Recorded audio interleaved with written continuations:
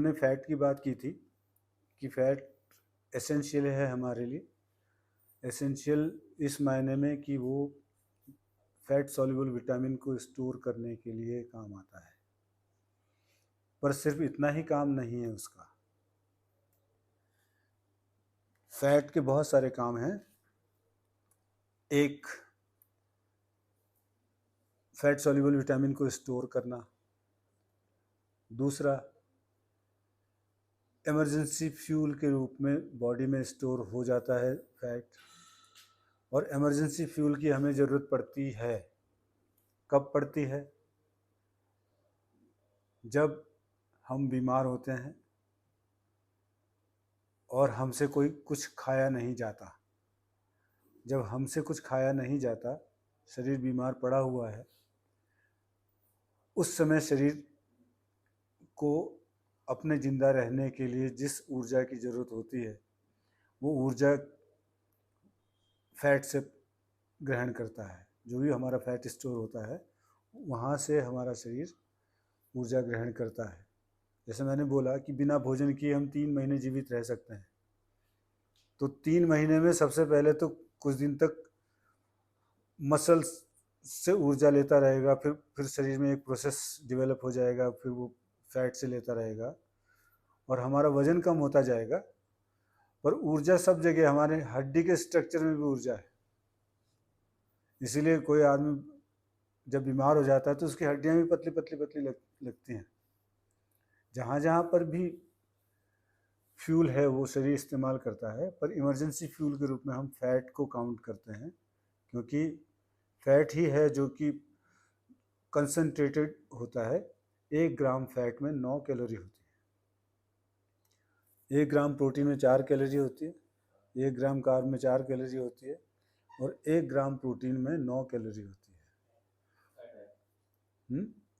तो दुगने से ज़्यादा एनर्जी होती है, क्योंकि उसमें कार्बन के एटम इससे दुगने होते हैं, दुगने से ज़्यादा होते हैं और काफ़ी घनत्व में होते हैं, डेंस होते हैं। ये जो फैट है, इमरजेंसी फ्यूल है। इसके अलावा इसका एक और काम है कि शरीर को बाहरी तापमान से बचाए रखना, बाहरी तापमान के साथ अनुकूलन करने में शरीर की मदद करना। फैट हमारे शरीर में 2 जगह इकट्ठा होता है। एक होता है हमारे ऑर्गन के सराउंडिंग, यानी रिब बॉक्स के भीतर। एक होता है हमारे स्किन के नीचे। तीसरी भी जगह है, इंट्रामस्कुलर फैट के रूप में भी वो फैट जमा होता है। पर हम जब रिजर्व स्टोर की बात करते हैं तो इन 2 जगहों की बात करते हैं। तो स्किन के नीचे एक फैट की पतली सी लेयर बन जाती है और बाहर के तापमान को सीधे भीतर प्रवेश करने से वो रोकती है। अगर बहुत ठंडा है तो भी एकदम से वो तापमान सीधे हमारे स्किन से गुजर करके और मांस तक नहीं पहुंच पाता, मसल तक नहीं पहुंच पाता। एक दीवार बीच में खड़ी है फैट की, वो उसको कुछ देर के लिए रोकती है और तब तक कि जितनी देर वो रोकती है उतनी देर में फिर हमारा शरीर व्यवस्था करके बॉडी टेम्परेचर वाला पानी उस एरिया में भेज करके उस फैट की सतह को और सपोर्ट करने लगती है। तो वो एक तापमान की प्रतिरोधक दीवार के रूप में काम करती है। इसके साथ साथ कुशन इफेक्ट, हमारी स्किन के नीचे फैट जो जमा होता है, अगर 0 फैट हो जाए तो बहुत सारे हमारे ऐसे जोड़ हैं जो कि जिनके ऊपर कोई मांस नहीं है। क्यों नहीं है मांस? क्योंकि वो फंक्शन करने के लिए रूम चाहिए, उसको गुंजाइश चाहिए। तो हिप जॉइंट भी है, एल्बो भी है और भी पार्ट हैं।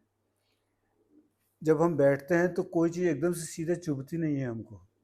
जैसे अगर ये कोहनी है और मैं इसको सीधे यहाँ पे रखता हूँ तो एकदम से चुभता है कुछ, क्योंकि यहाँ पर कुशन नहीं है। और अगर यहाँ पे थोड़ी सी फैट की लेयर होती तो चुभता नहीं। तो कुशन इफेक्ट भी देता है फैट, तो कुशन इफेक्ट देता है और टेम्परेचर मेंटेन करने में मदद करता है, इमरजेंसी फ्यूल है। और उसके अलावा फैट में कोलेस्टेरोल और स्टेरोल होते हैं। ये जो कोलेस्टेरोल है, ये जो हमारे शरीर में हार्मोन प्रोडक्शन होता है, इसके लिए रॉ मटेरियल है। कोलेस्टेरोल के बिना हार्मोन बन नहीं सकते। टेस्टोस्टेरोन बनना है, एस्ट्रोजन बनना है, ये कुछ नहीं बन सकता अगर कोलेस्टेरोल ना हो। तो कोलेस्ट्रॉल हमारे लिए ज़रूरी है और वो फैट में है।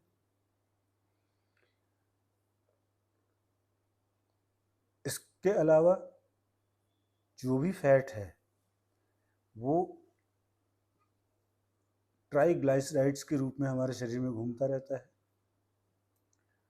और जहाँ जहाँ पर भी जॉइंट में ड्राइनेस है वहाँ पर वो उसको क्या शब्द है वो, लुब्रिकेटिंग एजेंट है। फैट जो है हमारे शरीर के लिए लुब्रिकेटिंग एजेंट है। इसीलिए लोग कहते हैं कि हड्डियों के लिए, विटामिन डी के लिए दूध पीना चाहिए। सिर्फ हड्डियों के लिए, विटामिन डी के लिए दूध नहीं पीना चाहिए। दूध में फैट होता है और वो जो फैट है वो लुब्रिकेशन के लिए हमारे शरीर में दौड़ता रहता है और वो काम आता है। तो जॉइंट के लिए भी फैट ज़रूरी है, पर फैट ज़रूरी है लेकिन उसकी मात्रा, ये मात्रा कितनी होनी चाहिए, ये हमें ध्यान रखना है कि कितनी मात्रा में ज़रूरत है। दूसरा, कोलेस्ट्रॉल इम्बैलेंस हो जाए या फैट मेटाबॉलिज्म अगर लो हो जाता है, वो इस वजह से हो जाता है कि जो हमारा ओमेगा 6 और ओमेगा 3 फैटी एसिड्स का जो बैलेंस है हमारी डाइट में, वो टूटा हुआ है। ओमेगा 6 और ओमेगा 3 का बैलेंस अगर ठीक हो जाए तो हमारे शरीर में फ़ैट ज़्यादा स्टोर नहीं होगा, जितना हमारे शरीर को ज़रूरत होगी उतना ही होगा, और बाकी का फ्यूल के रूप में इस्तेमाल हो जाएगा, ट्राइग्लाइसराइड्स के रूप में तैयार होकर के। तो ये फैट के रूप में हम लोग देखते हैं कि ये किस वजह से अनिवार्य है। फैट, हम लोग सोचते हैं फैट मतलब बिल्कुल तिरस्कृत करने वाली चीज़ नहीं। इसमें एक और चीज़ होती है, एक ट्राइग्लाइसराइड होता है फैट में, MCT, मीडियम चेन ट्राइग्लाइसराइड्स। ये जो ट्राइग्लाइसराइड्स होते हैं ये 3 प्रकार के होते हैं। एक होती है शॉर्ट चेन ट्राइग्लाइसराइड्स, दूसरी होती है लॉन्ग चेन ट्राइग्लाइसराइड्स, और तीसरी होती है medium chain triglycerides. Medium chain triglycerides हमारे शरीर में मौजूद फैट को फ्यूल में कन्वर्ट करवाने में, कैरी करने में मददगार होती है, और वो फैट के रूप में स्टोर होने से प्रिवेंट करती है उस फैट को। तो एनर्जी के रूप में इस्तेमाल हो सकती है, और ख़ास तौर से एक्सरसाइज करने वाले लोगों के लिए बड़े फ़ायदेमंद होती है। और कंपटीशन के टाइम पे तो हम स्पेशली डाइट शेड्यूल में लिखते हैं कि 5 ml MCT ऑयल लेना है। तो ये जो ट्राइग्लाइसराइड्स हम लोग देखते हैं, लिपिड प्रोफाइल की रिपोर्ट आती है उसमें ट्राइग्लाइसराइड्स बढ़े हुए आते हैं, उन्हें देख कर ट्राइग्लाइसराइड्स के नाम से हम डर जाते हैं। नहीं भाई, फैट जो फ्यूल के रूप में इस्तेमाल होना है, अगर हम कार्डियो नहीं कर रहे हैं और फिर भी इमरजेंसी के लिए फ्यूल चाहिए होगा शरीर को, तो उस समय ज़रूरत पड़ने पे वो अवेलेबल हो जाए, इसके लिए ट्राइग्लाइसराइड्स हमारे शरीर में घूमते रहते हैं। हाँ, कुछ लोग अल्कोहल वगैरह ज़्यादा पीते हैं तो उनके ट्राइग्लाइसराइड्स बढ़े हुए होते हैं, बीमारी की तरह हो जाते हैं, उतना नहीं बढ़ने देना चाहिए। पर ट्राइग्लाइसराइड्स के नाम से डरना भी नहीं चाहिए, क्योंकि उसमें एक रिकमेंडेड अमाउंट तो उसमें भी आता है ना कि इतना नॉर्मल है। तो नॉर्मल अमाउंट तक ट्राइग्लाइसराइड्स हमारे शरीर में रहते हैं, वो रहने चाहिए क्योंकि वो फ्यूल है। अब हमने फैट की बात की, कार्बोहाइड्रेट की बात की,